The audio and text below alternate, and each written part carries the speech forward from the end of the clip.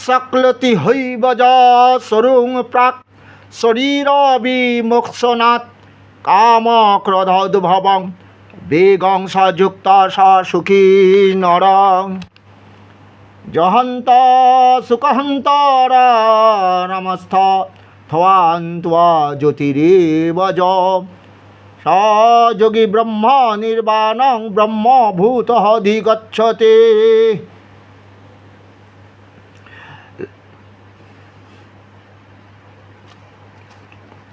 ভগবান কি বলছেন?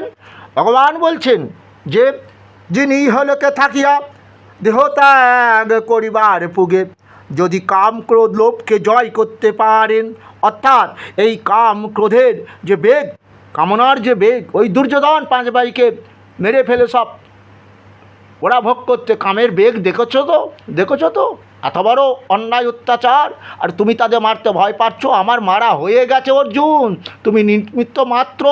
আমি সেই কৃষ্ণ পৃথিবীর বুকে এইভাবে পাপীদের বিনাশ করে ধর্ম রাজ্য প্রতিষ্ঠা করি।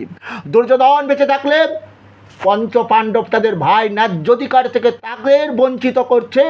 দুঃশাসন দ্রৌপদীর বস্ত্র হরণ করতে চাইছে। কোটি কোটি দুঃশাসন, কোটি কোটি নারীর দুঃশাসন বস্ত্র হরণ করবে যদি পৃথিবীর ওর দাদা যদি ভারতবর্ষের রাজা হয়। কেন অর্জুন তুমি কান্নাকাটি করো না, গান্ডীব তোলো, যুদ্ধ করো, এটা ধর্মযুদ্ধ।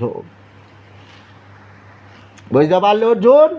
তাই জীবিত থাকালীন কাম ক্রোধ তার বেগ সহ্য করিতে পারবেন, তিনি যোগী, তিনি সুখী হবেন। ঈশ্বর যেটুকু দিয়েছেন সেটুকু নিয়ে সুখে থাকো, পরের ধনের চিন্তা করো না। আমি বলেছিলাম দুর্যোধন 5 ভাইকে 5টি গ্রাম ভিক্ষা দাও, ও গ্রাম আমাকে 5টা, তোমাদের 5টা গ্রাম দিল না। ওই 5টা গ্রাম কেন? ওর ওই দেহটা কুরুক্ষেত্রে যুদ্ধে পড়ে থাকবে, শিয়াল শকুন খেয়ে নেবে, আর ওর ওই মাটি ভোগ করবে আমার ভক্ত ওই পঞ্চপাণ্ডব। যুধিষ্ঠিরকে রাজা করব আমি, তাই করেছিলেন পরবর্তীকালে।